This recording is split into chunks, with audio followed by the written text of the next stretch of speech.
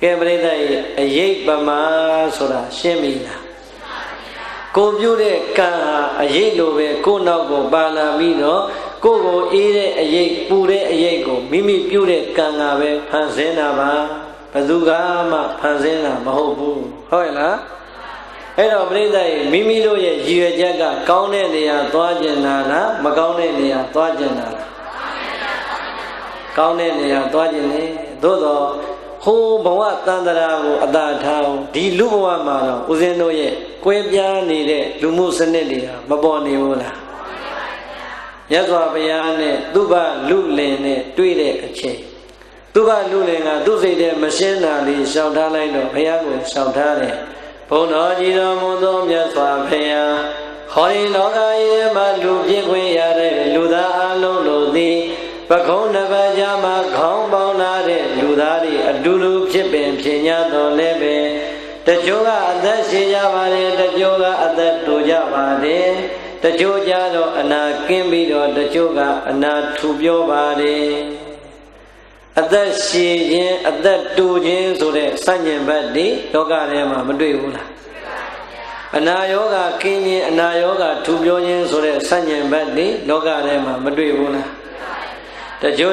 cha đó xin la cha đấy ta cho cha đó yêu gì xuống lo mà đấy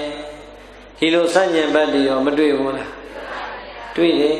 bây giờ xin la ra này yêu gì xin la ra này yêu số là yêu gì này cho nghe đó là hô năm sản rồi đấy yêu mà cho nghe để dùng lên để đuổi vô đuổi à đó ôi hả là uzen thằng nghe này lại đó bắt đầu đúng yêu về cái máy đó phiêu phiêu cho bà nhất thì xin hả là cái máy bên nào mà cái gì thay mấy chơi bị đó hả là chỉ là yoga này đó số để thế nào đó tu đó anh aludamala kadamala bo yoga này lại mà đi để không nhỉ hả là xong cái này cái đó qua xí ở đây mình cái xong cái nhau na cái gì khó rồi cái máy gì nali khó ra qua cái gì mà chỉ lo xong cái gì phô mà chỉ lo khó để thế nào thiên lo cao nó hả là sao chẳng mà nghe chứ không biết đấy cô đó nó cái gì à bên mà này tu yêu cha đi ha đó rồi đấy bên đây mấy cô ta này ba vào đi rồi chúng nó ai cho mà đuổi rồi hả là cái chỗ cái mà thu đâu cô mà lên ra này cái gì rồi nhiều chỗ cái sao bên này anh đuổi à cũng mà đuổi à rồi thế mà ý là tụi bao này cô đó này bắt đầu đi ba biểu thì cái ba mà nó thì rồi nhận luôn thì nhận là số này hả là anh ta giáo tu chín này tu miền đông này rồi này bên đây không đoan là về đã giáo và lâu bên chín đồ yêu số là này yêu là cái nó quay mà đoan muốn là ta cho cái yêu số ba này ta cho cái yêu là ba này ta cho cái chuyện này nhà gia ba này ta cho cái đó thi giảng san non là ba này đó cái này mà san nhân ba này miêu miêu xóa mất đi luôn là ta cho cha đó xí thế ốc sa để biết rồi nó mà đấy ta cho cha đó sa gì mà xí thế ăn vật bia long khát lôi yêu khát đi vào đấy san nhân ba này mất đi luôn là mà bị đấy bu ta cho cha đó âm yêu yêu nhẹ mà đấy ta cho cha đó âm yêu miên miên mà đấy ta cho cha đó pin nhà đi ta lại ta cho cha đó pin nhà mê lon mà đấyလူသားချင်းအတူတူဖရာတဲ့ဘာဖြစ်လို့ဒီလောက်တောင်ကြီးဆန့်ကျင်ဘက်ကြီးတွေနဲ့ကြွားဟနေရတာလဲကဲပရိသတ်ကြီးအဲ့ဒီစကလုံးလေးဟာဒီကနေ့လူသားချင်းချင်းကြည့်လိုက်ရင်မပေါ်ဘူးလားအဝေးကြီးကြည့်စရာလိုသလားအိမ်ပြင်မထွက်နဲ့ကိုယ်အိမ်ထဲကတအိမ်ထဲမွေးတဲ့တမိသားစုတွေတောင်မှဒါမျိုးတွေမပေါ်ဘူးလားကဲအတူတူဒီမိဘနှစ်ပါးကမွေးတယ်အတူတူမိဘနှစ်ပါးရဲ့အဆောင်ရှောက်ကိုရခဲ့တယ်အတူတူမိဘနှစ်ပါးရဲ့အေးမှာပဲကြီးပြင်းခဲ့ပါရဲ့နဲ့ပညာတတ်ပညာမဲ့ရုပ်ရည်ချောရုပ်ရည်ဆိုးအကြောင်းအမျိုးမျိုးတွေကပြိဿရဲ့ဆန့်ကျင်ဘက်တွေအိမ်ပေါ်မှာနေမတွေ့ဘူးလားတွေ့တယ်ဒီတော့ပြိဿရဲ့ဘာဖြစ်လို့အဲ့ဒါတွေကွာသွားတာလဲတဲ့သူ့ဘလူလင်ကသိကျင်တယ်ဟုတ်လားဒါကြောင့်ဘုန်းတော်ကြောင့်ပါသခင်ဘုရားရှင်ကိုရောမြတ်ကသူ့ဘလူလင်ကိုမင်းခဲ့ပါတယ်မာနဝတိလိုရင်းနဲ့မေးလျှောက်လာပါတယ်သူ့ဘလူလင်တတ္တဟောဒီလောကမှာရှိကြတဲ့လူနဲ့ဗျမတတ္တဝါအလုံးတို့သည်ကမ္မတကကံသာလျင်မိမိဥစ္စာဖြစ်ကြလေကုန်၏ လူလင်းနဲ့ဟောဒီလောကမှာရှိကြတဲ့လူနဲ့မြတ်မာတတ်တော်ဟာအာလုံးတို့ရဲ့ကြားတဲ့ကဆန့်ကျင်ဘက်ဆိုတဲ့အဲ့ဒီတရားတွေသည်ဘယ်သူမှပြုပြင်လိုက်တာမဟုတ်ပါဘူးကိုပြုတဲ့ကုသိုလ်ကံကပဲကိုယ်ပိုင်ဥစ္စာအဖြစ်နဲ့အကျိုးပေးနေတာပါဘာကအကျိုးပေးတာအတိတ်ဘဝများစွာကကိုပြုခဲ့တဲ့ကုသိုလ်ကံအကုသိုလ်ကံသည်ဒီဘဝမှာလူသားတွေရဲ့စုကြုံနေမြင့်ကိုခွဲခြားလို့ပြမနေဘူးလားအေးဒါကြောင့်အရေးပမာဆိုတာပြစ္ဆုတ်ပံမှာရှာရင်ရောမရဘူးလားသိပြီးတဲ့နောက်ပိုင်းအနာဂတ်အထိစောင့်เสียမလိုပါဘူးဒါကြောင့်ကမ္မတကကံသာလျင်ကိုယ်ပိုင်ဥစ္စာရှိကြလေကုန်၏ကမ္မဒါယတာကံသာလျင်အမွေအနှစ်နဲ့ခံစားကြရလေကုန်၏မိမိပြုထားတဲ့ကုသိုလ်ကံသည်သာလျင်မိမိအမွေခံမှုရအတွက်လူဘဝမှာပြန်ပြီးတော့အကျိုးပေးလာတာပါဟုတ်တယ်မို့လားဒီတော့ဒုပရိသတ်ကိုချမ်းသာတယ်ထင်သလားဆင်းရဲတယ်ထင်သလားအဲ့ဒါဆိုရင်တော့ကိုယ်ကံကိုသိအဲ့တော့ပြိဿကြီးကိုယ်ကံကိုပြန်ပြီးတော့စမ်းစစ်ဖို့ဒီဘဝမှာအကျိုးပေးနေတဲ့အကြောင်းတရားသည်အတိတ်ကိုဖယ်လို့ရပါမှာဒါကြောင့်အတိတ်ကိုဖယ်လို့မရဘူးဆိုရင်ဒီဘဝရောက်နေတဲ့ပြစ္ဆုတ်ပံသည်နောက်အနာဂတ်အတွက်အကောင်းတွေဖန်ဆင်းမရနိုင်ဘူးလားရနိုင်တယ်ဒါကြောင့်မိမိရဲ့အတိတ်ဘဝကကုသိုလ်ကံအကုသိုလ်ကံတွေကမိမိကိုပြုပြင်ပေးနေတယ်လို့သိရင်ဒီဘဝပြုလိုက်တဲ့ကုသိုလ်ကံအကုသိုလ်ကံတွေကလည်းပဲငါရဲ့အနာဂတ်ဘဝမှာအကြောင်းအဖြစ်နဲ့အထောက်အပံ့နဲ့ပြုပြင်လို့ပေးနေလိမ့်မယ်ဒီလိုသိရင်ပြိဿကြီးကောင်းတဲ့ဘက်ကိုသမ်းမလားမကောင်းတဲ့ဘက်ကိုသမ်းမလားကောင်းတဲ့ဘက်ကိုသမ်းမယ်ကမ္မဒါယတာကံသာလျင်အမွေခံရှိကြလေကုန်၏ကမ္မယောနိကံသာလျင်အကြောင်းရှိကြလေကုန်၏ကမ္မဗန္ဓုကံသာလျင်ဆွေမျိုးရှိကြလေကုန်၏အနည်းချုပ်လိုက်တော့ပြိဿကြီးကံပါပဲတဲ့ကိုပြုခဲ့တဲ့ကုသိုလ်ကံအကုသိုလ်ကံကပဲကိုနောက်ကိုအရေးလိုပါလာတဲ့အခါကောင်းတဲ့ပြုကိုကုသိုလ်ကံပြုတော့ကောင်းကျိုးကပေးဖို့အေးဖို့မကောင်းတဲ့အကုသိုလ်ကံကိုပြုခဲ့တော့မကောင်းကျိုးကပူဖို့ဒုက္ခရောက်ဖို့တဲ့အကျိုးမပေးဘူးလားအေးနောက်ဆုံးဘုရားမိတ်လိုက်တာကမ္မသင်တို့ပြုခဲ့တဲ့ကုသိုလ်ကံအကုသိုလ်ကံကသာလျင်ဝိပဿတိသင်တို့ရဲ့ဘဝအကောင်းအဆိုးတွေကိုဝေဖန်ခွဲခြားလို့ပြီးနေပါပြီဒါကြောင့်တို့ပြိဿရင်အတိတ်တုန်းကမိမိပြုခဲ့တဲ့ကောင်းမှုကုသိုလ်ကံအကုသိုလ်ကံကမိမိရဲ့ဒီဘဝရလာတဲ့အချိန်ပညာတတ်ပညာမဲ့စီစိန်ရှိစီစိန်မဲ့အကျွေရန်ဘောအကျွေရန်နဲ့စသည်ဖြင့်ခွဲခြားလို့ပေးလိုက်တဲ့အခါကိုယ်ကံကိုသုံးသပ်လို့ရပါပြီရမသွားဘူးလားဒါဆိုရင်တို့ပြိဿမမြင်ရတဲ့အတိတ်ကံရဲ့အပေါ်မှာစိတ်အကြံနေအမလို့အမရနဲ့ခံစားနေမဲ့အစားအတိတ်ကမမြင်ရတဲ့ကုသိုလ်ကံတွေအကုသိုလ်ကံတွေကိုမိမိကိုယ်တိုင်တတိတရားလက်ကင်ထားပြီးတော့ပြစ္ဆုတ်ပံကုသိုလ်ကံလေးကောင်းအောင်ပြုလိုက်မယ်ဆိုရင်ဒီကနေ့ပြုနေတဲ့ပြစ္ဆုတ်ပံကုသိုလ်ကံတွေကမနက်ဖြန်စတဲ့အနာဂတ်အချိန်တိုင်းမှာဒုပရိသတ်အတွက်ဒီဘဝနဲ့နောင်ဘဝမှာအရေးပမာကောင်းကျိုးတွေပေးဖို့ပါမလားဘူးလားပါလာတယ်ဒါကြောင့်ပရိသတ်ရဲ့အတိတ်ကပါလာတဲ့ကုသိုလ်ကံအကုသိုလ်ကံကိုပဲခံစားမနေပါနဲ့အကုသိုလ်ကံကိုပဲကြောက်လန့်လို့မနေပါနဲ့ပြင်လို့မရတော့ပါဘူးတေချာပေါက်ပြင်လို့ရတာကတော့ပြစ္ဆုတ်ပံဒီဝပြုတဲ့ကုသိုလ်ကံ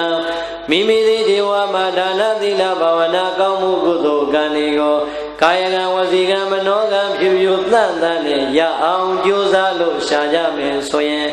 မိမိပြုလိုက်တဲ့ဟောဒီကုသိုလ်ကံတွေကမိမိနောက်မှာအရေးပမာတကောက်ကောက်ပါပြီးတော့ဒီဘဝရဲ့နောက်ပိုင်းအချိန်တွေမှာလည်းကောင်းကျိုးတွေပေးပါလိမ့်မယ်ဘဝသန္တရာနိဗ္ဗာန်မရမီစัจ जा မှာလည်းပဲကောင်းမြတ်တဲ့ချမ်းသာတွေပေးပါလိမ့်မယ်ဟုတ်လားအေးအဲ့ဒါလေးကိုခိုင်လုံတဲ့သာဓကလေးတစ်ခုထုတ်ကြည့်မယ်ဆိုရင်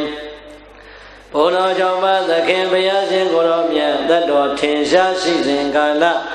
သာဝတိပြေမောစေတော်ရွှေကျောင်းတော်ကြီးမှာကင်းအောင်မွေလျော်သတင်းသုံးစံပြောတော်မူနေတဲ့အချိန်ပြိဿရေဘုရားပင်မှာသတင်းသုံး ဘုနာကြောင့်ပါသခင်ဘုရားရှင်ကိုရောမြတ်ကြီးသာဝတိပြည်မောစေတော်ရွှေကြောင်းတော်ကြီးမှာကင်းအောင်ဝိလျောတည်င်းသုံးစံပြောတော်မူစဉ်ကာလတုန်းကရှင်တော်မြတ်ဘုရားရဲ့တရားဒေသနာတွေကိုနာကြားပြီးပြီဆိုရင်ဉာဏ်ရည်ထက်တဲ့ပညာတက်တဲ့လူငယ်လူရွယ်တော်တော်များများမြတ်စွာဘုရားသာသနာတွေကိုဝင်ပြီးတော့ဟဝါနီများကြာသင်္ကန်းဆင်မြန်းပြီးတော့သာသနာအကြီးအကုန်ခြုံသွားကြတာဟုတ်လားတရားတော်မနာရသေးခင်တော့သူတို့တွေနေရင်နေမယ်တရားနာခွင့်ရသွားပြီဆိုရင်တော့မြတ်စွာဘုရားတရားနဲ့ထိတွေ့လိုက်တဲ့အမျိုးသားတော်တော်များများဟာဝတ်ကြောင်ကိုဆွန့်ခွာပြီးတော့ရဟန်းပေါင်းကိုဝင်ကြတယ်ဟုတ်လားဒီကနေ့ခေတ်လဲဝမ်းသာစရာကောင်းတာအခုဓမ္မသဘင်တွေတော်တော်များများမှာလူငယ်အမျိုးသားလေးတွေအမျိုးသမီးလေးတွေတော်တော်တွေ့ရတယ်ဟုတ်လားတွေ့နေလို့လေအပြင်းပြေအပျော်လာတာမဟုတ်ဘူးဗျာနေရီမှာသွားရင်ဟာလာလျှောက်ကြတာဘုံဘုံရဲ့ဘယ်တရားလေးနာတာတပည့်တော်တို့တော်တော်ကိုတန်ဝေကရပါတယ်အခုဆိုရင်တပည့်တော်တို့မိဘတွေအပေါ်မှာလည်းမဆိုးတော့ပါဘူးလိမ္မာပါပြီကျေးဇူးတင်လို့လာကြတော့တာပါဗျာဆိုလာလျှောက်ကြတာမြို့တိုင်းလောက်ပဲကြုံရတယ်ဟုတ်လားဒီတော့မြတ်စွာဘုရားရဲ့တရားတော်ဆိုတာလူသားရဲ့နှလုံးသားကိုမငြိမ်းချမ်းဘူးလားမှားနေတဲ့နမ်းမလေးတွေကိုနမ်းမှန်ပေါ်တင်မပေးဘူးလားတင်ပေးတယ်ဟုတ်လားဒီတိုင်းပဲပေါ့ရှင်တော်မြတ်ဘုရားကလည်းဇေတဝန်ရွှေကျောင်းတော်မှာတရားဓမ္မတွေဟောကြားတော်မူတဲ့ထုံးစံတိုင်းဟောကြားတော်မူနေတာတနည်းကြတော့မြတ်စွာဘုရားတရားကိုနာကြားလိုက်တဲ့ပြည့်စုံကြွယ်ဝတဲ့မိသားစုကလာတဲ့အမျိုးကောင်းသားလေးဟာတပည့်တော်ဘုရားဝတ်ကြောင်ကိုဆွန့်ခွာလို့ရှင်တော်မြတ်ဘုရားရဲ့သာသနာမှာယဟန်ပေါင်းဘဝနဲ့နေလိုပါလေလို့လျှောက်ထားတယ်ဒီလိုလျှောက်ထားတော့မြတ်စွာဘုရားကလည်းသာသနာပေါင်းနဲ့သွတ်သွင်းပေးလိုက်တာဘွဲအမိပေးလိုက်တော့တိတ်တယဟန်တော်တဲ့ပြိဿရေဗါတဲ့လေတိတ်တယဟန်လို့ဘွဲအမိပေးလိုက်တာအဲ့ဒီတိတ်တယဟန်မြတ်စွာဘုရားရဲ့သာသနာမှာနေတာထိုင်တာကလည်းဝိနည်းတော်နဲ့အညီပရိယတ္တိစာပေသင်ရမယ့်အချိန်မှာလည်းပရိယတ္တိစာပေကိုတက်ကြွအောင်သင်ခဲ့တယ်ပฏิပတ်တိတရားဓမ္မအားထုတ်ရမယ်ဝါတော်အရွယ်ရောက်လာပြန်တော့လေပฏิပတ်တိအကျင့်နဲ့နေလိုက်တာတဲ့ယဟန်ကြီးမှာတပြေးနဲ့ယဟန်လေးဘဝကနေအရွယ်အလေလက်ကနေအသက်အားဖြင့်ဆိုရင်40ကျော်50နာဝင်လာတော့ပြီပေါ့လေတပည့်တွေတောင်ရလာတဲ့မထေရကြီးအရွယ်ရောက်လာပြီဆိုတဲ့အခါတိဋ္ဌယဟန်ကြီးရဲ့အဖြစ်ဟာပြိဿရေဘာဖြစ်လာလဲအားရတိဋ္ဌယဟန်ကြီးကဈဉ္ဉံကြွတော်မူတယ်ဈဉ္ဉံကြွပြီးတော့ကျမ်းမာရေးကိုကောင်းကောင်းစောင့်ရှောက်တော်မူတော်လည်းပဲတိဋ္ဌယဟန်ကြီးရဲ့ခန္ဓာကိုယ်မှာအဖုအပိတ်လေးတွေဟာမုံညင်းစေးလေးတွေလိုပဲတဲ့ဟိုနာတစ်ခုဒီနာတစ်ခုဟိုနာတစ်ခုဒီနာတစ်ခုနဲ့ထွက်လာမုံညင်းစေးတော့ဒီအဖုအလုံးလေးတွေခန္ဓာကိုယ်မှာတဏှာမဟုတ်တဏှာတိုးပြီးတော့ထွက်လာပြီဆိုတော့မထေရကြီးရဲ့တတိထားပြီးတော့ကုတယ်သို့တော့မုံညင်းစည်းလောက်ကနေတပြေးပြေးဇီးစည်းလောက်ကနေတပြေးပြေးဇီးပြူစည်းလော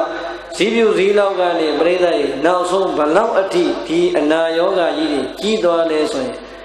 ဒီအကျိတ်အဖို့အလုံးကြီးတွေဟာအုံရှစ်သီးအရွယ်ကြီးအထိကြီးသွားတယ်ခန္ဓာကိုယ်မှာအုံရှစ်သီးလောက်အကျိတ်အဖို့အနာကြီးတွေထွက်ပြီးဆိုမှတော့ပြိဿရေကြီးကောင်းမအောင်မလားဘယ်လို့မှကြည့်မကောင်းတော့ဒီတော့အုံးစစ်သီလောက်အရွယ်အထိတင်းမာလာတဲ့ဒီသွေးပုတ်ပြည်ပုတ်တွေစုနေတဲ့အကျင့်အခဲကြီးဟာတပြေးနဲ့ပြိဿရေပေါက်လာတဲ့အခါဒီအကျင့်ကထွက်လာတဲ့ပြည်ပုတ်သွေးပုတ်အနတ်တွေဟာကြံတဲ့ယဟန်တွေရဲ့နှာခေါင်းမှာဘယ်လို့မှမခံစားနိုင်တော့ဘူးဒီတော့သူ့ရဲ့အန္တေဝါသီကတပည့်အရင်ဖြစ်တဲ့ယဟန်တွေသာမဏေတွေကအစနှာခေါင်းလေးတရှုံနဲ့အနာမကတ်တော့နန်လိုက်တာဆိုတဖြည်းနဲ့ပြိဿရေခွာသွားကြတာဒီတော့မထေရမြတ်ကြီးမှလည်းခံစားလိုက်ရတာဒီပြည်ပုတ်သွေးပုတ်တွေကအပြင်ကိုထွက်တာကနင်းနေအတွင်းမှာပြန်လိုက်စားလာတဲ့အခါသူ့ရဲ့အသားတွေအသွေးတွေကနေတဖြည်းအယိုးအထိထိသွားတော့အယိုးတွေပါဆွေးပြီးတော့တချို့နေရာအယိုးတွေဟာအကုန်လုံးကျိုးပဲ့ထွက်တဲ့အထိယောဂဝေဒနာအလွန်ပြင်းထန်စွာခံစားရတယ်။ဒီတော့တပြေးနဲ့ သွေးသားကနေအယုအထိဆွေးပြီးတော့ကျိုးတဲ့ဘဝခံစားရပြီဆိုတော့မထေရကြီးရဲ့ယောဂရဲ့အနန္တကလည်းဘယ်ကိုတော့မှမခံစားနိုင်မထေရကြီးကိုယ်တိုင်လည်းကိုယ်ယောဂကိုပြန်လည်ပြီးတော့ဆေးဝါးထက်ကုသဖို့တော့ဘလို့မှမနိုင်တော့ဘူးဆိုတဲ့အခါတနည်းကြတော့သစ်ပင်ကြီးတပင်အောက်ကထိုင်ပွဲအတွက်ခင်းထားတဲ့ထိုင်ကုန်လေးပေါ်မှာမထေရကြီးခင်ဗျာညီးတွားပြီးတော့တဟင်းနဲ့ညီးပြီးတော့ယောဂဝေဒနာကိုခံစားနေရရှင်တော်မြတ်ဘုရားကလည်းဘုရားရှင်တို့ရဲ့ထုံးစံအတိုင်းနန္ဒမိုးသောအလင်းရောက်တော်မူတဲ့အချိန်ဒီလောကကြီးထဲမှာဒီကနေ့ကျွတ်တန်းဝင်ချမ်းသာမဲ့ပုဂ္ဂိုလ်ဘယ်ပုဂ္ဂိုလ်များရှိမလဲလို့ရှင်ညာတော်စကုမျောထောက်ရှုလိုက်တဲ့အခါမှာရှင်တော်မြတ်ဘုရားရဲ့ရှင်ညာတော်ထဲမှာဘု து သွားတွေ့လဲဆိုတော့စောစောကအသွေးအသားကနေအယိုးတိုင်အောင်ထိခိုက်စွာခံစားနေရတဲ့ယောဂဝေဒနာနှိမ့်ဆက်လို့တပါးနဲ့ညီးတွားနေရတဲ့တိဋ္ဌမထေရကြီးကိုမြင်တော်မူတယ်အဲ့ဒီတိဋ္ဌမထေရကိုမြင်လိုက်တဲ့အချိန်မှာပြိဿရဲ့ဂုံတူးတစ်ခုကတိုးသွားဘာလဲဆိုရင်မထေရကြီးရဲ့အသွေးအသားတွေကအပုပ်နဲ့နေထွက်နေတဲ့အတွက်ကျန်တဲ့ကိုယ်တော်တွေအားလုံးကခေါ်ကြတယ်ပုတိခတ္တတိဋ္ဌမထေရပြိဿရဲ့ဗာမထေရနဲ့ပုတိခတ္တဆိုတာပါဠိလိုမြန်မာလိုပြောရင်ပုတ်သောခန္ဓာကိုရှိတဲ့တိဋ္ဌမထေရခန္ဓာကိုမသိခင်တည်းကဘာဖြစ်ပုတ်နေဒီတော့ပုရိကတ္တတိဋ္ဌမထေရလို့ခေါ်တယ်မသိခင်တည်းကအနာယောဂနှိမ့်ဆက်လို့အပုပ်နဲ့ထွက်နေတဲ့မထေရကြီးရဲ့တညီးကြီးနဲ့ခံစားနေရတဲ့ဝေဒနာကိုခံစားရင်ပင်ပန်းနေတာကိုရှင်တော်ဘုရားမြင်တော်မူတဲ့အခါကြည်စမ်းငါသာတော်ကြီးတိဋ္ဌမထေရသူရဲ့ယောဂဝေဒနာဆိုရကြအောင်အလွန်အနတ္တပြင်းတဲ့အတွက်ကြောင့်အန္တေဝါတိကတပည့်ရင်တွေကတော့မှမပြုစုမယူရမဲနဲ့ပြစ်ထားကြပြီဒီမထေရအတွက်ကဲတင်ဖို့ရန်ကဲတင်ရှင်ဟာငါဘုရားရှင်ပဲရှိတော်တယ်ဒီတော့ငါသားတော်ကြီးကိုငါယောဂဝေဒနာပျောက်ကင်းသက်သာစေပြီးတော့တရားတူတရားမြဲရရမယ်သူ့ရဲ့အချိန်ခါတိုင်းတရားတွေ့အောင်ငါဘုရားကိုယ်တိုင်စောင့်ရှောက်မှပဲလို့ဘုရားရှင်ရဲ့မေတ္တာတော်ဟာပြိဿရဲ့အံ့ဩဖို့ကောင်းလိုက်တာဘယ်ယဟန်တစ်ပါးကိုမှမခေါ်ရှင်တော်မြတ်ဘုရားတပါးတဲ့မိတင်ကုတ်တွေကိုကြွ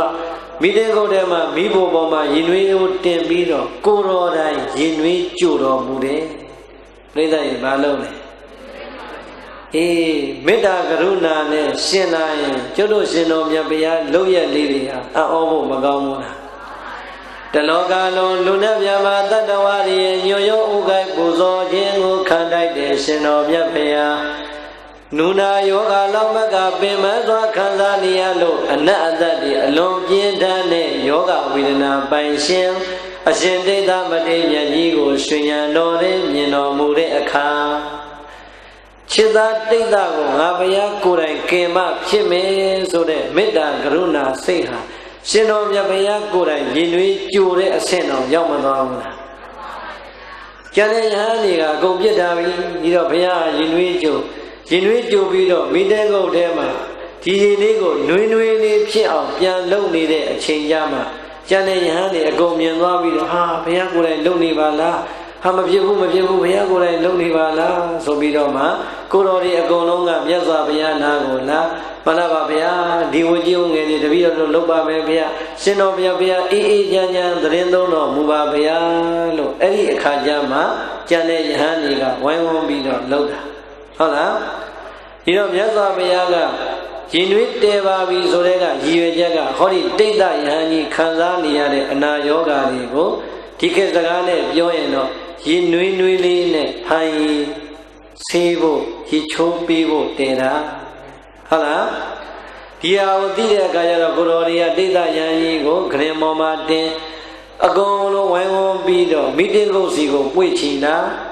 မြတ်စွာဘုရားကိုတော်တိုင်တိဋ္ဌမထေရကြီးအပေါ်ကပတ်ထားတဲ့သင်္ကန်းလေးကိုခွာသင်္ကန်းကပြိဿရဲ့အထဲမှာအနာကြီးတွေကအကြီးကြီးတွေဖြစ်အယိုးထီအောင်စိတ်ဝင်နေတဲ့အခါသင်္ကန်းစလေးတွေကပတ်ရင်နဲ့အထဲထဲမှာဟာပြိဿကြီးလှိုက်စားပြီးတော့ညှိကပ်နေတာ ဤကနေတဲ့အဲ့ဒီသင်္ကန်းလေးတွေကိုမြတ်စွာဘုရားကမေတ္တာကရုဏာနဲ့ခွာပြီးတော့မှသင်္ကန်းလေးကိုအရင်လျှောဖို့ရင်သွေးလေးနဲ့ပြုတ်ပြီးတော့မှနေပူလန်းပြီးတဲ့အချိန်စောစောကကြိုထားတဲ့ရင်သွေးနွေးလေးနဲ့တိတ်သမထေကြီးရဲ့တကိုယ်လုံးကိုနှိပ်စက်နေတဲ့အုံးရှိသီးကရှိတဲ့ပေါက်ထွက်နေတဲ့အကျိတ်အနာကြီးတွေကိုမြတ်စွာဘုရားကိုတော်တိုင်အဲ့ဒီမှာရင်နွေးလေးနဲ့ဖန်ရည်ဆေးပေးပါတယ်ရှင်တော်မြတ်ဘုရားရဲ့မေတ္တာကရုဏာနဲ့ရင်နွေးလေးနဲ့ဖန်ရည်ဆေးပေးလိုက်တဲ့အခါအရှင်ဒိဋ္ဌမထေရကြီးခံစားနေရတဲ့အနာယောဂကြီးတွေကသွေးတွေပြည်ပုတ်တွေသွေးပုတ်တွေတပြေးနဲ့ပြောင်းစင်လို့ကျလာပြီးအပေါ်ပိုင်းခန္ဓာကိုယ်တန်ရှင်းပြီးသွားတဲ့အချိန်ကျတော့စောစောကလျှော်ပြီးလှမ်းထားတဲ့သင်္ကန်းလေးကိုပြန်ယူအပေါ်ပိုင်းလေးကိုပြန်ပတ်ပြီးဟောတပြေးနဲ့အောက်ပိုင်းကိုရောက်တော့အောက်ကသင်္ကန်းလေးကိုခွာပြီးတော့စောစောကလှုပ်ထီးအတိုင်းပဲရင်သွေးလေးနဲ့ပြုတ်လျှော်နေပုံလေးမှလှမ်းအောက်ပိုင်းခန္ဓာကိုယ်မှာနှိမ့်ဆက်နေတဲ့အနာယောဂါတွေကိုရှင်တော်မြတ်ဘုရားကိုယ်တိုင်ဖန်ရည်ဆေးပြီးတော့တတ်ချပေးလိုက်တာအရှင်ဒိဋ္ဌမထေရကြီးကိုနှိမ့်ဆက်နေတဲ့ပြည်ပုတ်သွေးပုတ်တွေရဲ့ဓာန်ချက်တွေဟာတော်တော်များများရော့သွားတော့အကြိုက်ခဲတွေလည်းတတ်တာ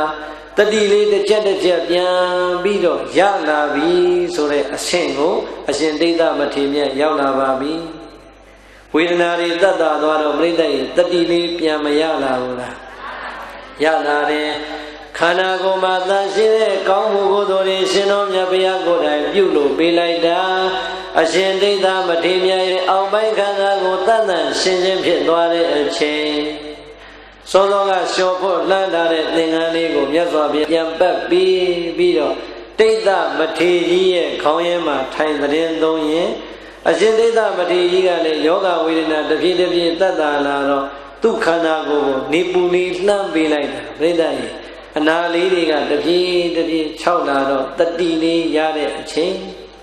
ဘုန်းတော်ကြောင့်ပါသခင်ရှင်တော်မြတ်ဘုရားရဲ့ရွှေနှုတ်တော်ကမေတ္တာပါတဲ့အသံလေးလွတ်တော်မူပါပြီရှင်သာတဲ့32ခေါ်ထားတဲ့ဖွဲ့စည်းထားတဲ့သင်ရဲ့ခန္ဓာကိုယ်ကြီးသည်ဘလောက်ပင်ကျမ်းမာရေးကောင်းအောင်ပြုပြင်ရတော်လည်းပဲသင်ခန္ဓာကိုယ်မှာဝေဒနာမျိုးစုံနှိမ့်ဆက်ခံရတဲ့အခါမှာကြတော့သင်အတွက်ပင်မဆင်းရဲဆိုတာပေါ်လာပါပြီတနေ့နဲ့နေတာစားတာပြောတာပါကနဲ့မွေးမြူလာတဲ့ခန္ဓာကိုယ်ကြီးသည်ဘလောက်ပင်ကျမ်းမာရေးကောင်းနောက်ဆုံးကြတော့အိုခြင်းနဲ့သာအဆုံးသတ်ရတာပါပဲအိုပြီးရင်နာရအောင်မယ်နာပြီးရင်သင်ခန္ဓာကိုယ်ကြီးကိုသိဆုံးလို့ဆွံ့ရအောင်မယ်ဒီတော့จิตသားဘဝသန္တရာတွေကဒီခန္ဓာကိုယ်တိုင်းဒီလိုခံစားကြရတဲ့ဝေဒနာမျိုးစုံဆင်းရဲမျိုးစုံဟာသင်จิตသားအတွက်အကျိန်ပေါင်းများစွာကြုံခဲ့ပြီကွယ်ဒါကြောင့်ခန္ဓာကိုယ်ကြီးရဲ့အပေါ်မှာညှိကပ်တွေ့တာတဲ့စိတ်တွေကိုသင်จิตသားမြန်လေးဆွန်လိုက်ပါခန္ဓာကိုယ်ကြီးရဲ့အပေါ်မှာညှိကပ်တွေ့တာနေတဲ့စိတ်ဓာတ်တွေသင်จิตသားမြန်စွန့်နိုင်ပြီဆိုရင်တော့သင်ခန္ဓာကိုယ်ကြီးရဲ့အပေါ်မှာသင်ဓမ္မတန်ဝေကတွေဝင်ပါလိမ့်မယ်မြတ်စွာဘုရားကနောက်ဆုံးဘလောက်အထိမိတ်လိုက်လဲဆိုရင်จิตသားတဲ့ယုတ်ဝေဒနာသင်ညာသင်္ခါရဝိညာဏကိုခန္ဓာ၅ခုပေါင်းစုထားတဲ့သင်จิตသားရဲ့ခန္ဓာကိုယ်ကြီးသည်ဘလောက်ပင်တန်မိုးရှိအောင်သဗ္ဗင်တညာတော်လဲသင်္ခန္ဓာကိုယ်ကြီးကိုစောင့်ရှောက်ပြီးနေတဲ့ယဟန်တော်တွေကတောင်မှသင်္ခန္ဓာကိုမသိခင်ပုံနေတဲ့အနတ်ကြောင့်မသိခင်တည်းကသင်ကိုစွန့်ခွာသွားကြပါပြီပြိဿရဲ့ဆွေမျိုးဘလောက်ပင်တော်ဒါစကားလုံးတစ်လုံးရိုင်းတာမဟုတ်ဘူးနော်ကိုယ်ဆွေမျိုးအရင်ပဲနူနာယောဂထင်ရှားကြီးခံစားနေရပြီဆိုတော့အဲ့ဒီလိုအိမ်ကိုလာရင်စိတ်ထဲမှာဘလို့ခံစားအမှန်တိုင်းပြောနော်နူနာယောဂတို့အလွန်ကုတတ်တဲ့အေးယောဂတို့ဟုတ်လားဘာပူးညာပူးတို့များရှိတဲ့လူအိမ်ပေါ်လာရင်စိတ်ထဲမှာချမ်းမြေ့ရလားသွားတော့လို့မောင်းမထုတ်ရတာပဲရှိရင်ရှိမယ်စိတ်ကတော့အလိုလိုနေစွန့်နေတာပါပဲဟုတ်လားသင်ခန္ဓာကိုယ်ကြီးကိုသင်ဘလောက်ပဲတွေ့တာပါစေသင်ရနေတဲ့ဟောဒီခန္ဓာကိုယ်ကြီးက အလွန်ကြီးမားတဲ့ယောဂဝေဒနာခံစားရပြီဆိုတဲ့အချိန်အပုဒ်နဲ့ထွက်လာတဲ့အတွက်ကြောင့်သင်ရဲ့တပည့်သားသမီးတွေကတော့သင်ကိုစွန့်ခွာလို့သွားကြပါပြီဒါကြောင့်သင်ခြင်းသားသည်ဟောဒီခန္ဓာကိုယ်ကြီးရဲ့အပေါ်မှာတွေ့တာမှုတွေလျှော့လိုက်စမ်းပါသင်အသက်ရှင်စေကာလမသိခင်ပုတ်နေတဲ့အချိန်မှာစွန့်ခွာကြသလိုပါပဲအချိန်အနေငယ်တွင်များသင်သေးဆုံးလို့သွားခဲ့မယ်ဆိုရင်ဖွယ်တင်းတုံကြီးလိုပဲအသုံးမဝင်တဲ့သင်ခန္ဓာကိုယ်ကြီးကိုသင်ရဲ့တရင်သုံးမောတွေသင်ရဲ့တပည့်တွေအကုန်လုံးကဟိုသုတ်တန်တစသင်ញိုင်းဝကိုပို့ကြပါလိမ့်မယ်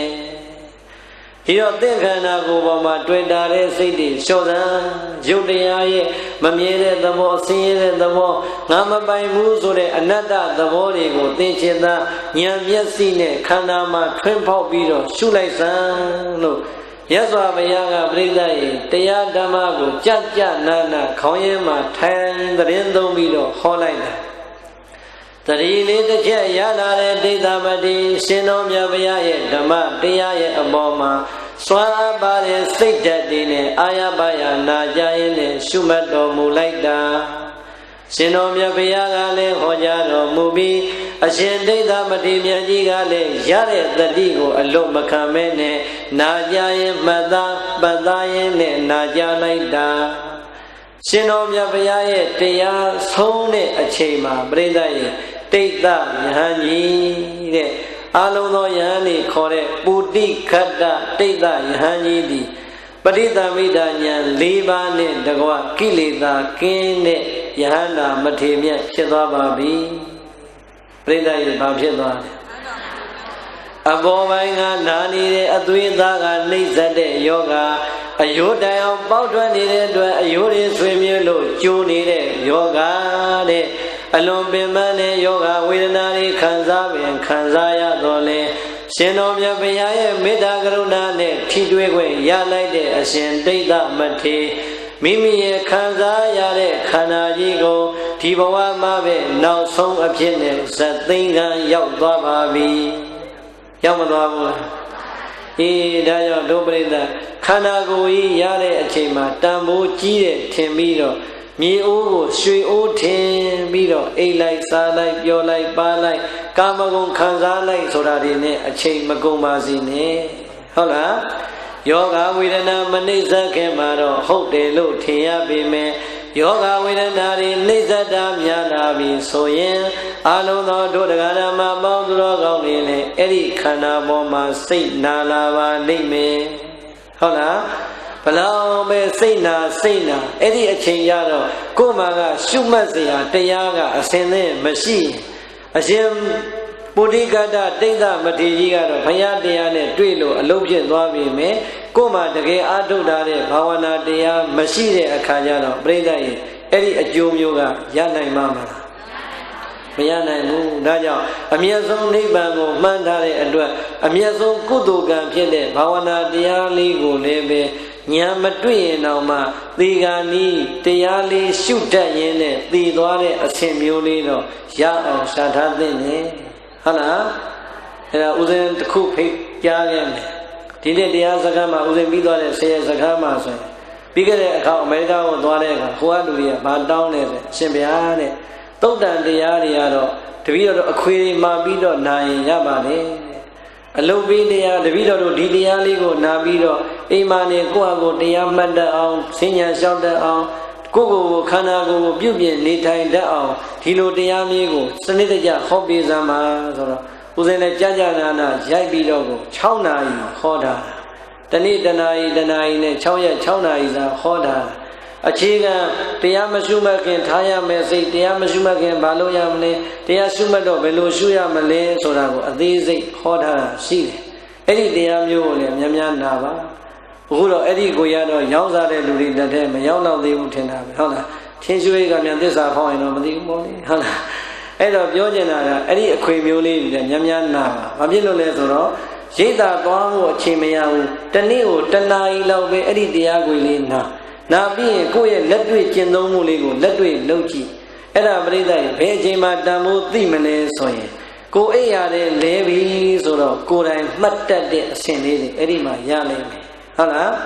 ဒီတော့ဦးဇင်းအမေရိကကိုလည်းအဲ့ခွေပို့လိုက်ပြီအဲ့ဒါကိုဘာသာပြန်ပေးထားပါလို့အောက်ကနေအင်္ဂလိပ်စာတမ်းလေးထိုးပေးထားပါဆိုပြီးတော့ဆရာမကြီးပမောက္ခကြီးတယောက်စီပို့ထားပြီးဟုတ်လားဒါကြောင့်ဒုပရိသတ်နာကြားလို့ကောင်းတဲ့တရားနားထဲမှာအရသာရှိတဲ့တရားလောက်ကိုပဲအာယုံမဆိုင်ဖဲနဲ့လက်တွေ့ကျင့်ပွားတဲ့တရားလေးတွေကိုလည်းပြောင်းဖို့အချိန်တန်ပြီ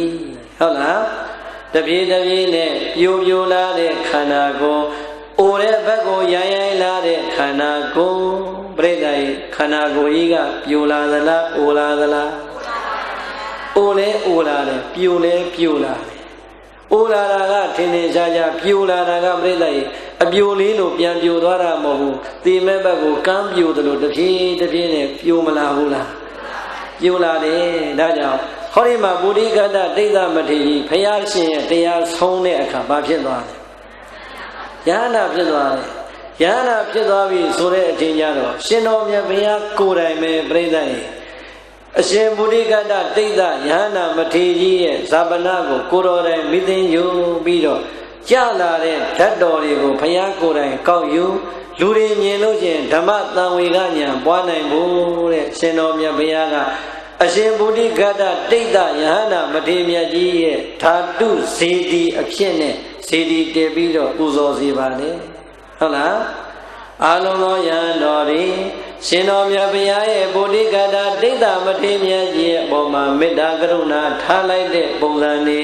ရှင်တော်မြတ်ဘုရားဟောကြားတော်မူလိုက်တဲ့တရားဓမ္မတွေနာကြားနိုင်ရတဲ့အတွက်ကြောင့်နဲ့တချို့ယဟန်တော်တွေလည်းသောတာပန်တည်တဲ့အဆင့်တွေကိုစီရကြပြန်ပါတယ်ဒီတော့ရှင်ဗုဒ္ဓဂတ္တဒိဋ္ဌမထေရကြီးရဲ့အကြောင်းသိကျင်တော်တဲ့အခါယဟန်တော်တွေကရှောင်ထားတယ်ဘုန်းတော်ကြီးတော်မူသောမြတ်စွာဘုရားအရှင်ဗုဒ္ဓဂတ္တဒိဋ္ဌမထေရမြတ်ကြီးသည်ဘေဘုံဘဝကိုမြတ်အခုအချိန်မှာရောက်တော်မူပါမလဲဖေဟာကဲပရိသတ်ယဟန်တော်တွေသိလိုက်ရဲ့အရှင်ဗုဒ္ဓဂတ္တဒိဋ္ဌမထေရကြီးဘေဘုံဘဝကိုရောက်နေမလဲဖေဟာတဲ့ပရိသတ်ဘေဘုံကိုရောက်ဘုံရှိသေးလားဘာဖြစ်သွားလဲကိလေသာကင်းတဲ့ယဟန္တာမထေရမြတ်အတွက်ဟိုဘက်မှာနိဗ္ဗာန်ချမ်းသာပဲရှိတော့တယ်ဆိုတော့မြတ်စွာဘုရားကဟဲ့ရှင်သားတို့သင်္ချင်သားတို့ရဲ့နောင်တော်သင်္ချင်သားတို့ရဲ့ဆရာတော်ဖြစ်တဲ့အရှင်ဗုဒ္ဓဂတ္တဒိဋ္ဌမထေရမြတ်ကြီးသည်နိဗ္ဗာန်ချမ်းသာမျက်မှောက်ပြုတော်မူပါပြီဒီတော့အလုံးသိသွားပြီဩတို့ဆရာကြီးတို့နောင်တော်ကြီးဟာနိဗ္ဗာန်မျက်မှောက်ပြုသွားပြီဆိုတော့ကိလေသာကင်းတဲ့ဉာဏ်နာကြီးဖြစ်သွားတာပဲကဲပရိသတ်ကြီးအံ့ဩစရာမကောင်းဘူးလားဒီတော့အံ့ဩစရာကောင်းတယ်လို့ပဲယဟန်တော်တွေကအရှင်ဘုရားဒီလောက်တော့နိဗ္ဗာန်တော်ရောက်နိုင်တဲ့ကိလေသာကင်းတဲ့ဉာဏ်နာဖြစ်နိုင်တဲ့ပါရမီတော်ကြီးတွေပါလာပါရဲ့ကင်းတဲ့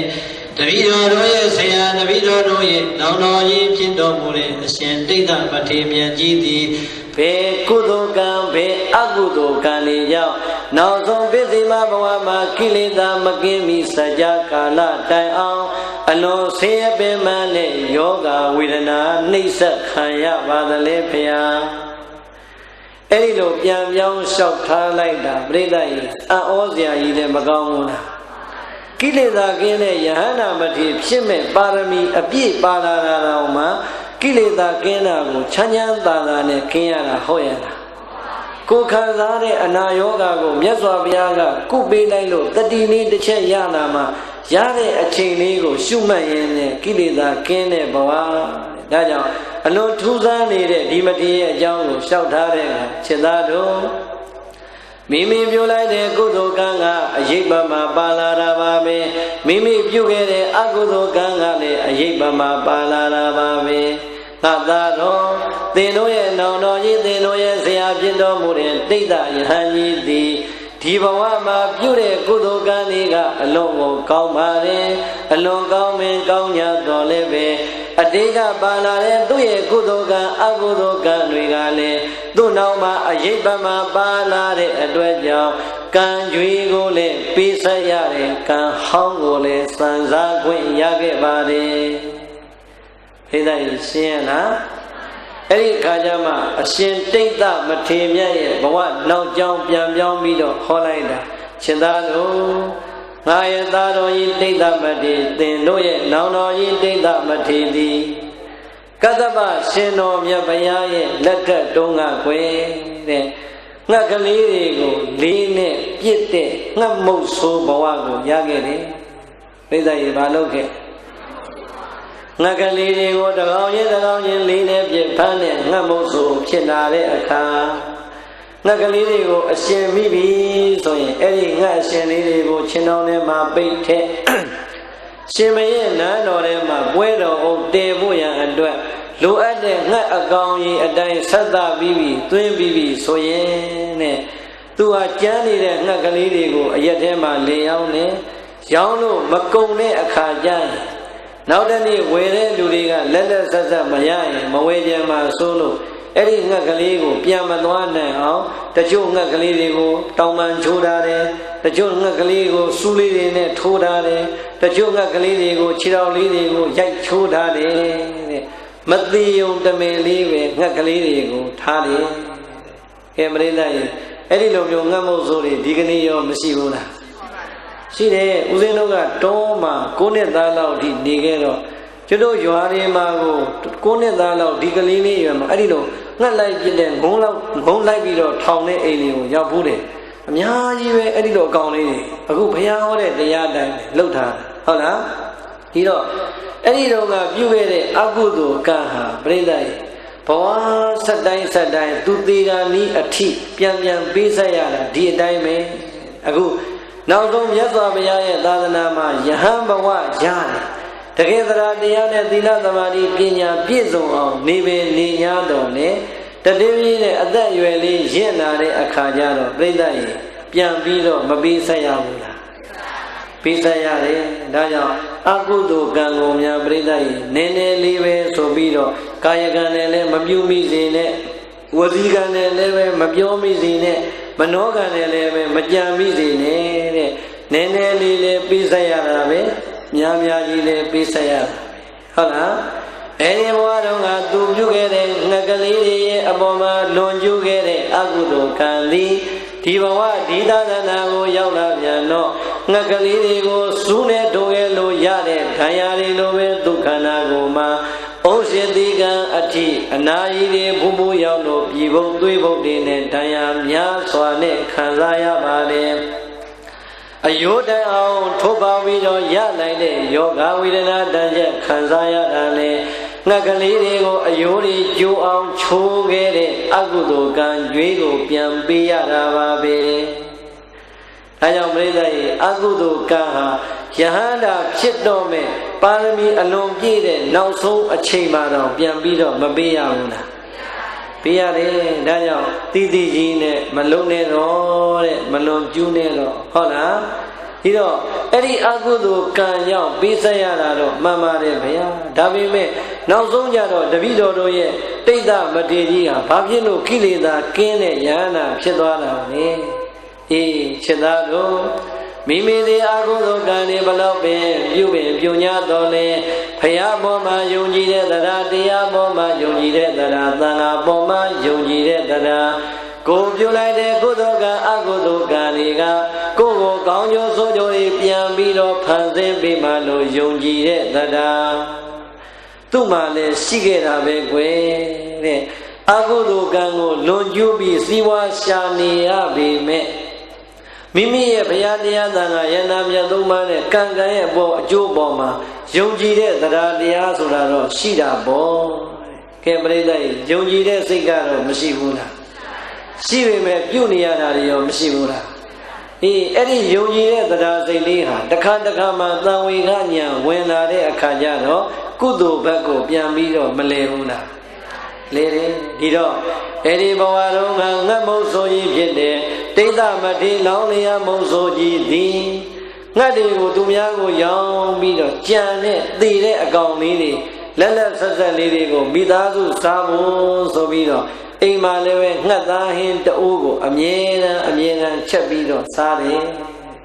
တနေ့ငှက်သားဟင်းပူနွေးလေးကိုထမင်းစားတော့မယ်လို့ခတ်တဲ့အချိန်အိမ်ရှိမှာကြွလာတဲ့ယန္နာမထေရမြတ်ကိုမြင်ရတဲ့အခါအဲ့ဒီတိဋ္ဌမထေရလောင်းလျာမုတ်ဆိုးရဲ့စိတ်ထဲမှာတရားလေးပွင့်သွားတယ် ô chi ra ngã thì họ đi bây giờ rồi sao bộ này bộ bộ nhà đoàn ngã đi bộ tập đi rồi ngã đi bộ biết cả đi rồi mà si ma sản lộ một số ăn lộ của lộ này ya đi ngã mà aku đồ can đi ăn lộ ngủ nhà đi bi và lâu về aku đồ can đi nhà bà gì ngã đuổi khuyên gì con đi ya là bi cú đồ can đi lên ngã xa ông mẹ dùng gì đấy ta đi ăn đất can gì rồi kí lệ ta kén này ya na mất thì anh sĩ xoắn ngàn cho đấy chị mimi sao chết ra đấy ngắt ta hen lệ lệ sơ sơ đi này xoắn ngủ tại vì thế mà ấp gì nó luôn bị đó mà đi miết của tại vì tiền cái đấy chị mà một số ye sụt down đi bây giờ bắt đầu cao này xem bây giờ tại vì đó sao ya đuổi đi ra chết ra đấy hỏi thằng em bố bố ngắt ta hen bố bố nuôi nuôi đi của lừa đảo ya đấy cao một cái đồ càng nhau Ashen bayado nalonga ma ti tha de Ashen bayado ti de tayado taya myat ko tabi do le ti ya ba lo I phaya Pray that lu chanda nat chanda de su taung da Ashen ma pi de bawa mo lo ngat mo so lo ngat pit pi do sa taung ne ya pe me taung lai de su ka ba su ne Nibbana mဟုတ်ဘူးပြိဿရဲ့နိဗ္ဗာန်မသွားသေးဘူးဟုတ်လားအရှင်ဘုရားတို့သိတဲ့တရားတို့တရားမြတ်ကိုတပိတော့လွယ်လင့်တကူသိရပါလို့ဤဆိုတဲ့သူ့ရဲ့တရားထက်သန်တဲ့အလူကပေးလိုက်တဲ့ဆုတောင်းဟာဟောဒီဘဝရောက်လာတော့ပြိဿရဲ့ရှင်တော်မြတ်ဘုရားဟောကြားလိုက်တဲ့ဂါထာတစ်ပုဒ်ကိုနာကြားလိုက်တာနဲ့တိဋ္ဌမထေရကြီးဉာဏ်လေးပွင့်မသွားဘူးလားပွင့်သွားတယ်ဒါကြောင့်မိမိပြောခဲ့တဲ့အကုသိုလ်ကံကလည်းပဲပြန်ပြီးတော့ကျွေးအောင်အနေနဲ့ပေးဆက်ရတာပါပဲမုံဆိုးဘဝနဲ့အသက်ရှင်မင်းအသက်ပင်နေပဲနေခဲ့ညတော်လည်းပဲမိမိပြုလိုက်တဲ့ကုသိုလ်ကံလေးရဲ့အပေါ်မှာစင်စင်ကြဲကြဲဖြူဖြူစင်စင်စိတ်ထားလေးနဲ့လှူဒန်းခဲ့တဲ့အခါဆူတောင်းလေးကလည်းရှင်းနေပါတယ်တပည့်တော်ရဲ့ဖြူစင်တန်ရှင်းတဲ့ဟောဒီသရတရားနဲ့လူတဲ့ဆွမ်းလူသည်အရှင်ဘုရားတို့သိနေတဲ့တရားတို့တရားမြတ်ကိုတပည့်တော်နဲ့လွယ်လင့်တကူသိခွင့်ရပါရစေဒီစုတောင်းလေးဟာပရိသတ်ရဲ့ကောင်းမှုတန်တော့ပြည့်မသွားဘူးလားပြည့်သွားတယ်ဒါကြောင့်အားလုံးတို့ပရိသတ်ကုသိုလ်ကံကလည်းကိုယ့်ကိုပြန်ပြီးတော့မစောင့်ရှောက်ဘူးလားအချိန်နေရတဲ့ကြာညောင်းစွာလွန်ကျူးခဲ့တဲ့အကုသိုလ်ကံတွေကြောင့်အကုသိုလ်တန်ချက်ပင်ပန်းပန်းနဲ့ခံလို့ပြီးဆရတော်လည်းပဲမိမိပြုလိုက်တဲ့တဏှတ်သာသောဆွမ်းလေးရဲ့ပေါ်မှာစေတနာဘာဝတရာထက်ထနဲ့လူရန်လိုက်တဲ့ကောင်းမှုမှန်ကန်တဲ့တောင်းစုလေးဒီတိဋ္ဌမထေရကိုကိလေသာကင်းတဲ့တရားတော်တက္ကရာလေးနာကြရင်နဲ့တွေ့မသွားဘူးလားတွေ့သွားတယ်ဒါကြောင့်ကိလေသာကင်းတဲ့တရားတော်ကိုရသွားတဲ့တိဋ္ဌမထေရလည်းပဲနိဗ္ဗာန်မတ်ဖို့ကိုမျက်မှောက်ပြုတော်မူသွားပါပြီဒါကြောင့်အာလုံးသောဒုဒကဓမ္မပေါင်းသူတော်ကောင်းနေမိမိပြုလိုက်တဲ့ဒီဘဝပြစ္ဆုတ်ပံကုသိုလ်ကံနဲ့အကုသိုလ်ကံသည်မိမိရဲ့အနာဂတ်သက်ရှိတင်ကြဒီလူဘဝနဲ့ကွယ်လွန်ပြီးတဲ့နောက်ပိုင်းအချိန်ကာလတွေမှာအရေးပမာတဲ့ကုသိုလ်ကံရဲ့စွမ်းအားတွေအကုသိုလ်ကံရဲ့စွမ်းအားတွေပြန်လဲပေးဆက်ပြန်လဲခံစားရမယ်ဆိုတာလေးကိုတတိထားနိုင်ဖို့ဒီကနေ့ညဓမ္မသဘင်ဒီလောက်ဆိုရင်ကျင့်တတ်ပါဟုတ်လားဘုံညာဝါဒုက္ခဇနေတိအဘုံညာဒုက္ခဇနေတိတသမဘုံညာဝကာတဗံအဘုံညာနာသကာတဗံသာရောနှလုံးပြောပြောင်းသူတော်ကောင်းတို့ပုံညာဝသင်တို့ကိုယ်တိုင်ပြုလိုက်တဲ့ဒါနသီလဘာဝနာလို့ခေါ်တဲ့ကောင်းမှုကုသိုလ်ကံမှန်သမျှတို့သည်ဒုက္ခသင်တို့လိုရင်တောင်းတနေတဲ့ဒီဘဝချမ်းသာဘဝသန္တရာချမ်းသာလူချမ်းသာနတ်ချမ်းသာဗြဟ္မာချမ်းသာလို့ခေါ်တဲ့ချမ်းသာဒုက္ခကိုဇနေတိမရရအောင်ပို့ဆောင်လို့ပြနိုင်ပါ၏အဘုံညာသင်တို့တွေစိတ်အလိုလိုက်လို့ရုပ်အလိုလိုက်လို့လွန်ကျူးခဲ့တဲ့အကုသိုလ်ဒုစရိုက်တရားဆိုမှန်သမျှတို့သည်ဒုက္ခသင်တို့ဘလောက်ပင်မကြိုက်လို့ညင်းနေပါစေကံရဲ့အကျိုးကိုပြန်ပေးရမှာဖြစ်တဲ့အတွက်ကြောင့် အလွန်ဆင်းရဲတဲ့ဒုက္ခမျိုးစုံကိုဇနိတိမုတ်ချမသွေပေးပါ၏တသမထို့ကြောင့်ဒုံမေသင်သူတော်ကောင်းအပေါင်းတို့သည်ပုံညာဝဒါနသီလသမထဘာဝနာဝိပဿနာဘာဝနာလို့ခေါ်တဲ့ကုသိုလ်ကောင်းမှုတရားတွေကိုသာလျှင်ကာတဗံကာတဗမေဝပြုသင့်ပြုထိုက်ပါ၏အဘုံညာအပေဒုက္ခတိရောက်မိအကြောင်းမကောင်းတဲ့အကုသိုလ်ဒုစရိုက်တရားစိုးတွေကိုနာဇကာတဗံဘေသောအခါမှမပြုသင့်မပြုထိုက်ပါ၏ဣတိသောဘဂဝါဘုန်းတော်၆ပါးသခင်ဘုရားရှင်ကိုယ်တော်မြတ်ကြီးသည်ဩဇာကရုဏာရှိသွားမေတ္တာအဖြင့်မိန့်ကြတော်မူခဲ့ပါ၏တည်း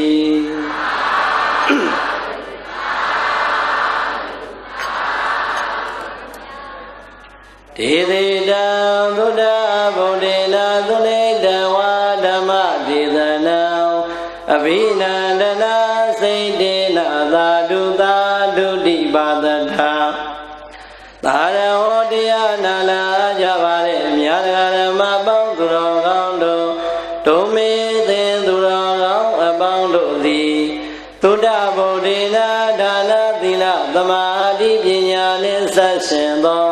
ဘုသုဒ္ဓအဖျားပြာကိုပြီးစွမ်းတော်မူသောဘုရားရှင်ကိုယ်တော်မြတ်ကြီး၏တန်တိကံအထံတော်မှဒေသေတံတဆင့်ခံငါဟောကြားအပ်သောဣမံဓမ္မဒေသနာမိမိပြုလိုက်တဲ့ကုသိုလ်ကံအကုသိုလ်ကံမှန်သမျှတို့သည်မိမိရဲ့ဒီဘဝနဲ့ဘဝတန္တရာခရီးမှာအရေးမှမှတွေ့ကပ်ပါလို့ပြန်လဲအကျိုးပေးပါမယ်ဆိုတဲ့အကြောင်းနဲ့ဆက်ရှင်သောအရေးမှမှမြည်ပြီးတဲ့ဣတရားဒေသနာတော်မြတ်ကိုသူနေတဝါကောင်းစွာယုံသိနာကြကြကုန်ပြည်သည်ဖြစ်၍အဘိနန္ဒနာစိတ်တေနာအလွန်နှစ်သက်ရွှင်လန်းဝမ်းမြောက်ဝမ်းသာပီတိဖြာကြကုန်လျက်အဘိနန္ဒနာစိတ်တေနာဟောဒီကိုယ်တော်ငါတို့ကတော့ပထမဝဲပြီးမဲ့ထင်လို့စောင်းလိုက်ရတာ6နာရီတည်းကရောက်လို့ညောင်းတာလေအတော့ကိုတော်တော်ကြာနေပြီ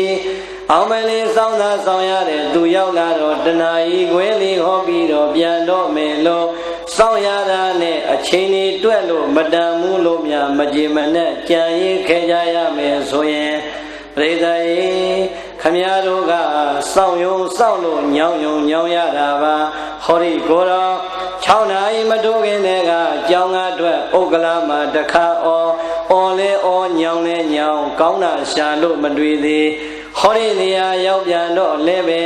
တဏှာကြီးခွဲဆိုပေမဲ့ပြိတ္တကြီးခက်ကတော်တော်ကြလာပါပြီဒါကြောင့်နဲ့တရားတူတာတွေရှည်တာတွေသိပြီးတော့ဝေဖန်ပိုင်းကြမနေနဲ့ဒီကိုယ်တော်ဒီအသံဒီမျက်နှာနဲ့နောက်ထပ်၄လတရက်မှမကြံဟောရအောင်ပါဆိုတဲ့အကြောင်းပြန်ပြောင်းလို့ရှင်းပြရင်သာသမီရဲ့ကိုချင်းစာငါသားလေးလားဆိုရင်တော့ဒီလောက်အပင်မခံခိုင်းမှုဆိုတာကိုသိပါတယ်ဒါကြောင့်သာသမီရဲ့ညီကိုမောင်နှမရင်ကိုချင်းစာတရားတူတာစီတာလေးစဉ်းစားမနေနဲ့ခွဲလွတ်တဲ့စိတ်လေးအမြန်ဝင်ကြည်ကြည်နက်နက်ကြည်ကြည်လင်းလင်းဝမ်းမြောက်ဝမ်းသာပီတိဖြာကြကုန်လျက်သာဓုသာဓုတိသာဓုသာဓုသာဓုလို့ခေါ်သောသူတော်ကောင်းသူမြတ်လောင်းတို့ရဲ့ကောင်းမြတ်တဲ့ကြွေးကြော်သံကိုဘာသာထာသုံးချိန်သုံးဝနှုံမြဟာ၍ကောင်းစွာမသွေကျွေးလိုက်ကြလေကုန်ရသတည်း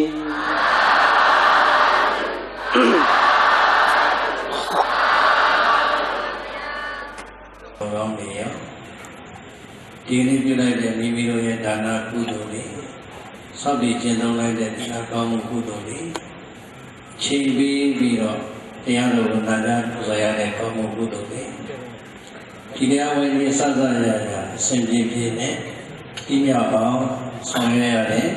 ကိုယ်ရဝိဇ္ဇာကောင်းမှုတွေကိုယ်စီရှိကြပါတယ်။ဒါကြောင့်မိမိတို့ရတဲ့ဒီကောင်းမှုကုသိုလ်တွေကိုသက်ရှိထင်ရှားပြီးတော့ဆရာသမားများနဲ့ခွ ွယ်လွန်ပြီးသောမိဘဆရာသမားများအစထား၍အလုံးသတ္တဝါလက်ကြပါသည်ရကြတိကြတာတို့ခေါ်ချမ်းသာတဲ့ဘဝကိုရနိုင်ကြပါစေလို့ဤမြတဲ့မေတ္တာနှလုံးသားစိတ်ထားလေးနဲ့ကုသိုလ်ကောင်းမှုများကိုဆုတောင်းမျှဝေကြရအောင်အားထုတ်လိုက်ဆိုမယ်ဤသို့ပြုရာမြတ်တော်များကြောင့်ချမ်းမြဤဒီမဲ့မီရွှေကြီးထုတ်ချောင်းနမကောက်တဲ့ရောက်ရပါလို့သောဘဝကျင်လေရလေဒုက္ခဝိဒံညမအပေါင်းမကောင်းဘုဒ္ဓမြတ်မတွေ့ရပေသဗ္ဗဣစ္ဆာမင်္ဂလာကိုမေရာကာရရစေသောဘုမဆောင်ကျက်ဘုဆောင်နတ်လာအရင်စာ၍သူခေါ်စေသော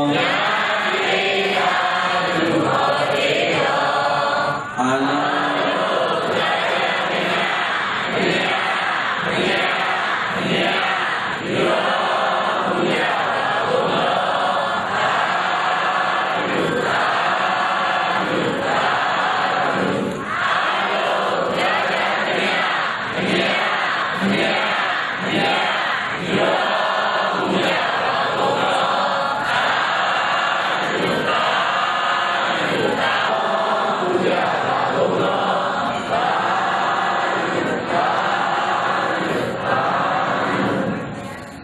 အလုံးဓမ္မဆွေတော်ပြောတော်များကုသိုလ်ကံများကိုနောက်ွယ်ကင်းကင်းနဲ့တူဝအောင်ကြိုးစားနိုင်၍ဒီဝါနဲ့နောက်ဘဝချမ်းသာခြင်းကိုလက်ငင်းရတဲ့သူတော်ကောင်းတွေဖြစ်ကြပါစေ။ဖြစ်ကြပါစေ။သာဓုသာဓုသာဓုပါဗျာ